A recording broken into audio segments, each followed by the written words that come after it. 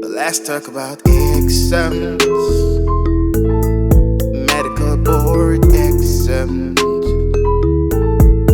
With Dr. Kwafu, hey, hey.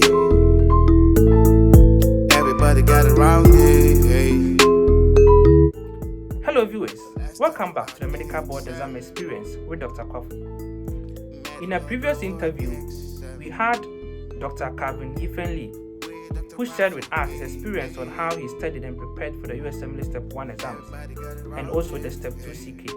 Today he has joined us to share with us how he studied and prepared for the India Medical Board exams, which is commonly known as the FMGE. Let us join Dr. Calvin in our discussion room. Thank you.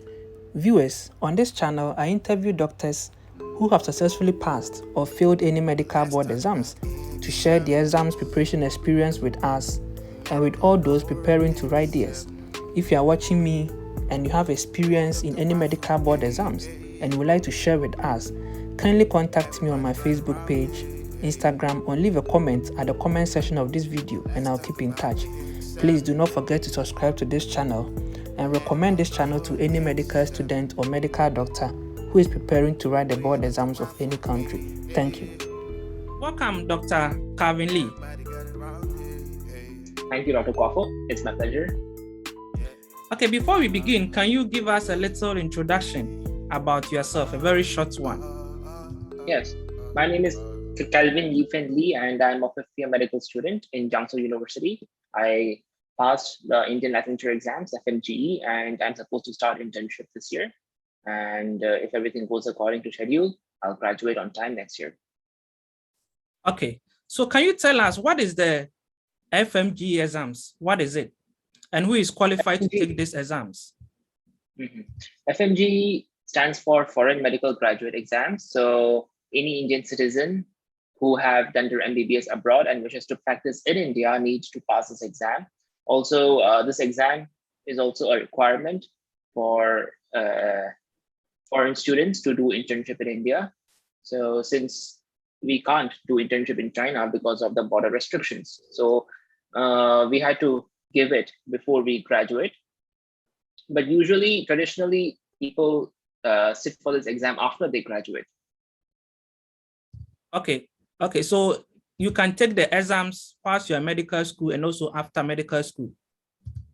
Yes, so if you are going to give this exam before you graduate, the university will issue you a provisional degree certificate saying that you have completed all the theoretical subjects and the exams, and you are ready to do internship in any country that you choose.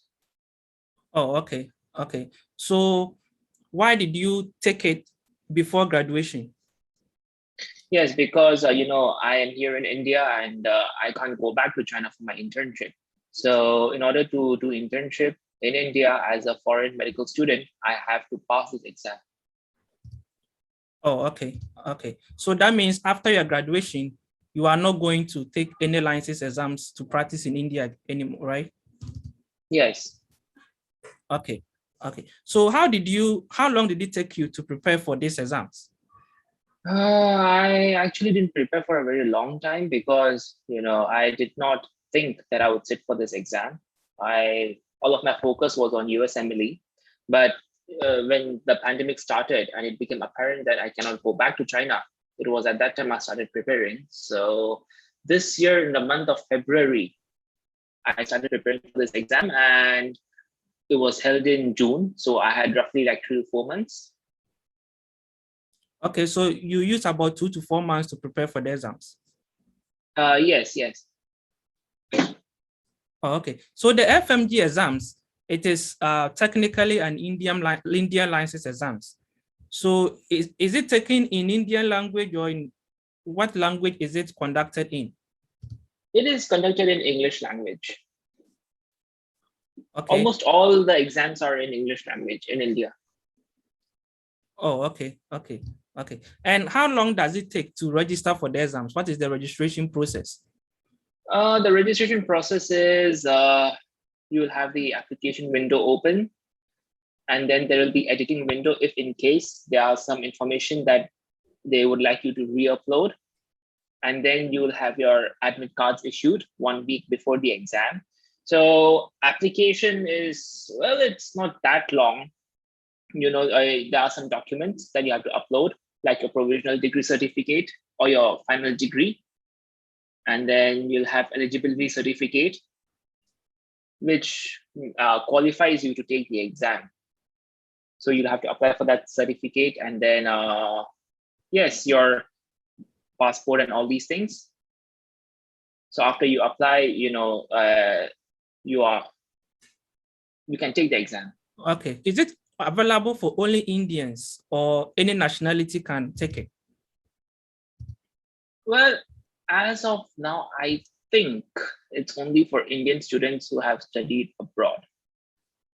Okay. So that means there are no foreigners practicing medicine in India. Not to my knowledge. I haven't seen any foreigners practicing in India. But yes, we have foreign doctors acting as consultants. They help in advanced cases, but they don't practice here. Oh, okay. Okay. Okay. So the exams is in how many sections? And the exam has actually 2 sittings, the first sitting and the second sitting. The first sitting is 2.5 hours. The second is also 2.5 hours. So total is 5 hours. But in the middle of the 2 sittings, we have a break of roughly about 1.5 hours. So in the first sitting, they test basic sciences like anatomy, physiology, microbiology, pathology, social medicine, preventative medicine, all these things. In the second sitting, they test clinical subjects like internal medicine, surgery, ophthalmology, dermatology, and all these things. Oh, okay. So the first sitting is written exams and the second is practicals, or how is it? No, both of them are online exams, MCQ type, multiple choice type, and that's it. So there's no OSCE or practical section? No, we don't have OSCE and step 2 CS kind of exams as of now, but they may implement it in the future. Yes. Oh, okay, okay. So what are some of the books you use during your preparation? What are some of the books you use that you also recommend Well, for? yeah, as a 5th-year student, anatomy, pathology, physiology, everything is just, blurry. So what I did was I didn't actually read from books. There's a preparation platform called PrepLadder. PrepLadder has videos, rapid review videos, and even lecture videos. And the lecturers, they have, they are experts in their field. You just watch the videos, and if you do it sincerely, I think you'll be able to again recall most of the things that you studied initially in your first, second years. So I use that. I just watch videos and listen to the lectures, and I prepare for the exam. Oh, okay, just that. Yes, and then that preparation platform has MCQs. In MCQ type exams, the more MCQs you solve, the better you get. So that's also an integral part of your preparation to do more MCQs. And also you can look at the past year papers, because some of the questions which are important, some of the concepts which they think that you're supposed to know, they can be repeated. So you can take a look at the past papers. Yeah, and I think that's it. Oh, okay. So how did you watch the videos? Were you making notes? How or you were just watching it like a movie? I was just watching it like a movie because, again, making notes would take time, and I really didn't have that leisure. I just had a few months' time. But some of my friends, actually not some of my friends. I think among the Indians in my batch, I'm the only Indian who was not preparing for Indian license. The rest all, they wanted to, practice in India after they graduated. But as for me, I wanted to go to US. So the other Indians, they actually, they had plenty of time to prepare. Some of them even prepared from the second year of their medical school. Some of them in the last year, they had 1 full year, but I didn't have that leisure. Okay. Okay. So what you're saying is you didn't attend any special lectures. You just studied by yourself. I just studied by myself because I didn't have time. But maybe I would have, looked at other resources had I had the time. Okay, but are there lecture special classes available if anybody wants to join to prepare for the exams? Yes, of course, of course. This is a lucrative market. There are many coaching centers, many tuitions, that are training students for this exam. People can go and join there. Okay, so how is the exam scored? Is it in percentage? How is the scoring and what is the passing mark? So the first sitting is 150 marks. The second sitting is also 150 marks. So the total exam is 300 marks. For every question you get right, you get 1 mark. And for wrong questions, you get 0. There's no negative marking.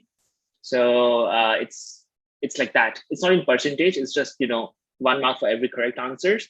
The passing mark is 150 out of 300, which is 50%. So if you get above that, you pass. Okay, so on the exams day, when you saw the questions, were the questions up to your expectation, or you think the exams is overestimated or underestimated? So the day when I sat for the exam, I did not know the answer to the first question out of 300 questions. So that was a bad start. But anyways, I have learned to push on despite uncertainty. Many people, when they come across unfamiliar questions, they get nervous and it jeopardizes the other questions. But I pushed on, and later I found out that the exam was well balanced. It was what I expected, neither too difficult nor too easy. Okay, so you think the exams, the questions were from the videos you watched, or they were from your previous knowledge from medical school, from first year to? I think it's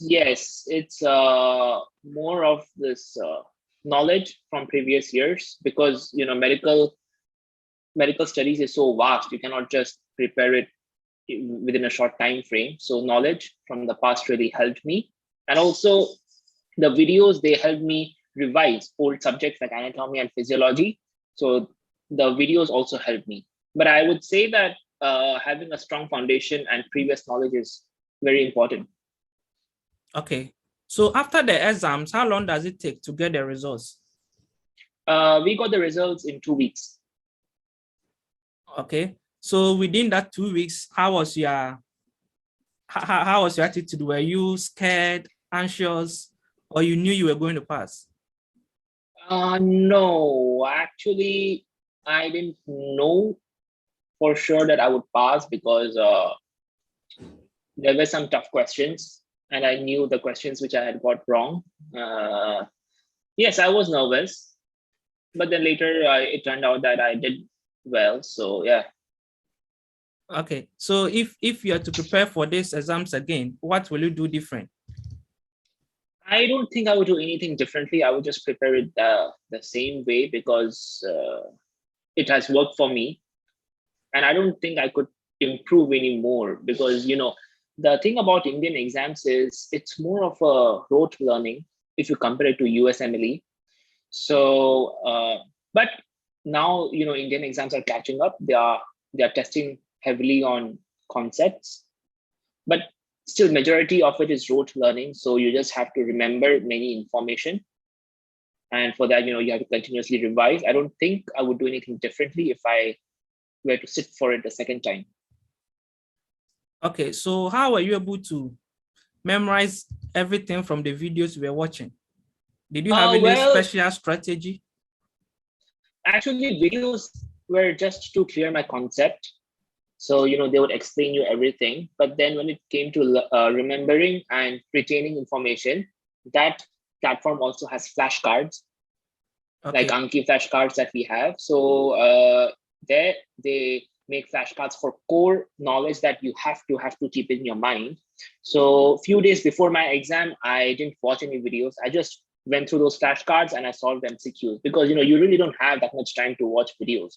So you have to just retain the core information and blurt it out in the exam. So per your experience, which subjects dominate most in the exams that you tell people to pay more attention to? In the basic sciences, the thing that dominated the most was preventive and social medicine, because in India, the Indian government has a lot of programs like immunization programs, tuberculosis program, malaria program that you have to know. These things you have to remember. So PSM has a lot of weightage. Secondly, pathology and microbiology also, they have a lot of weightage among the basic sciences.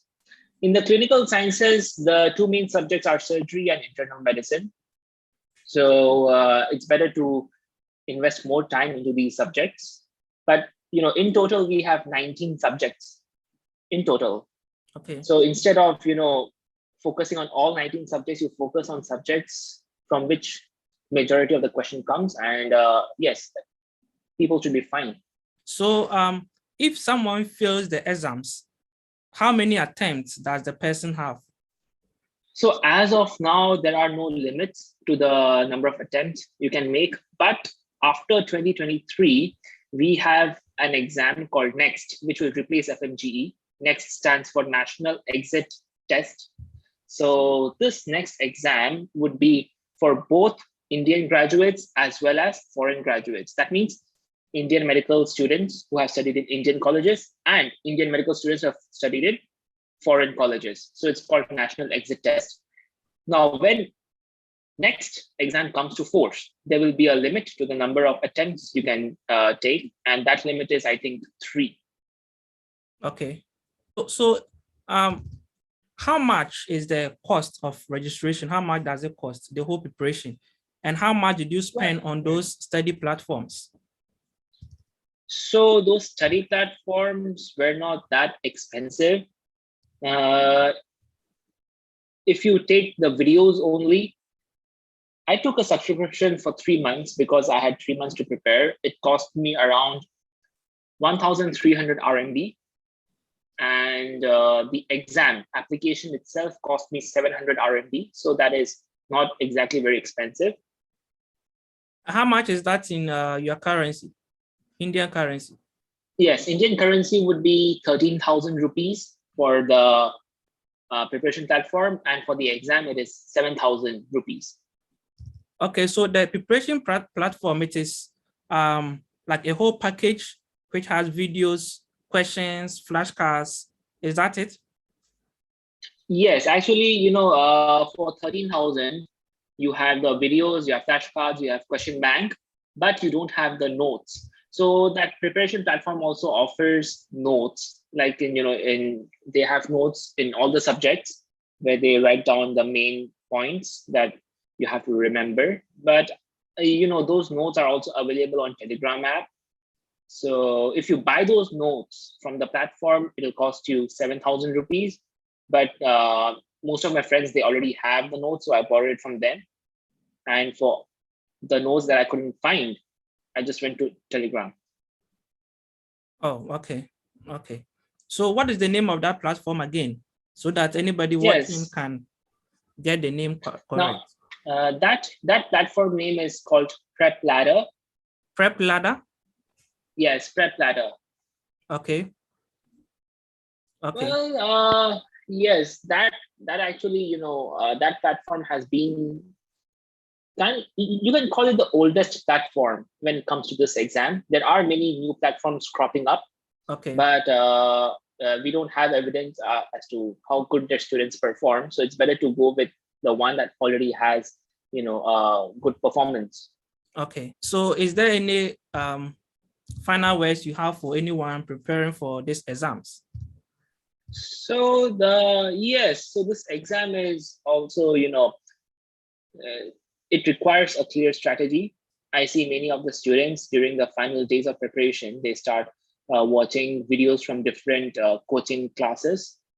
They get bogged up with too many resources. What I would like to tell them is just at the beginning of your preparation, you decide upon one preparation platform.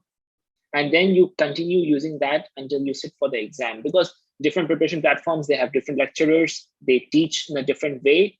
And if you get bogged down by so many resources, it may be detrimental to your learning. And then, yes, try to remember as much as you can. Also, if you are still a student in your first, second years, pay attention in your class, because foundations are also very important. Okay. And I think this exam is quite doable. If you look at the passing percentage, it's just 50%, right? So it's not that high.